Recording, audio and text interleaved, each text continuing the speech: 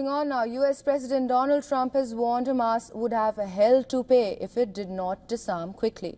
The US President made the comments as he met Israeli Prime Minister Benjamin Netanyahu in Florida for talks on Monday.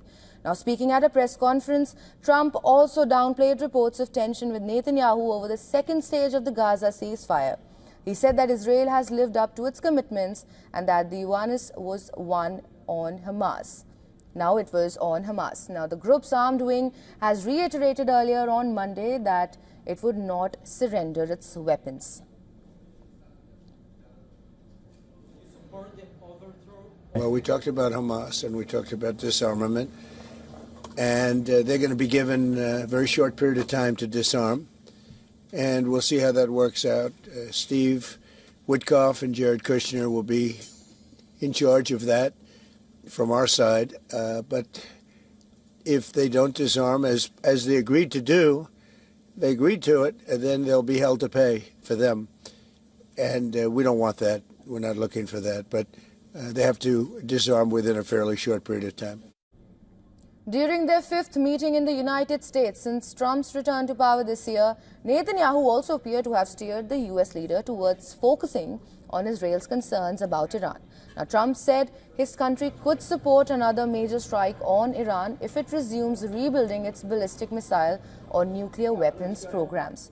The U.S. president said Iran may be behaving badly and looking at new nuclear sites to replace those targeted by U.S. strikes during the 12-day war with Israel in the month of June.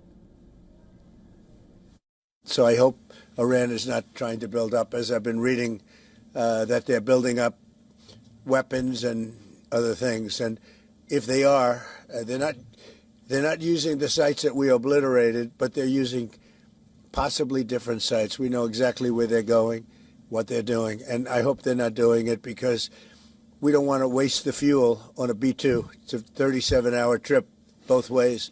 I don't want to waste a lot of fuel. Now, much to Netanyahu's dismay, Trump said he was considering selling top-end F-35 fighter jets to Turkey. Trump has warmed relations with Turkish President Erdogan despite his denunciation of Israel's offensive in Gaza.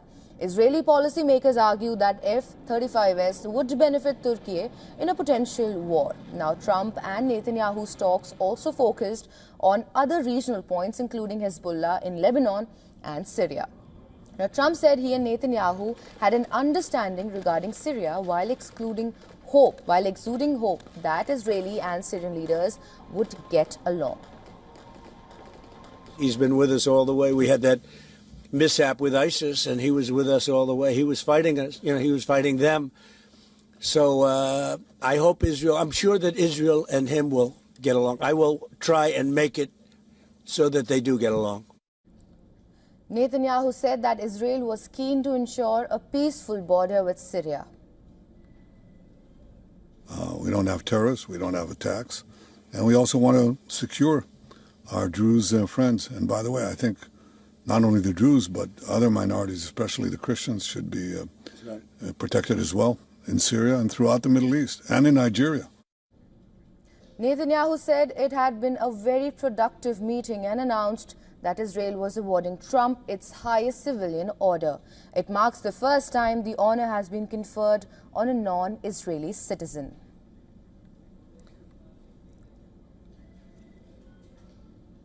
For more on this, our correspondent Susan Tehrani has sent us this report from New York. Take a look.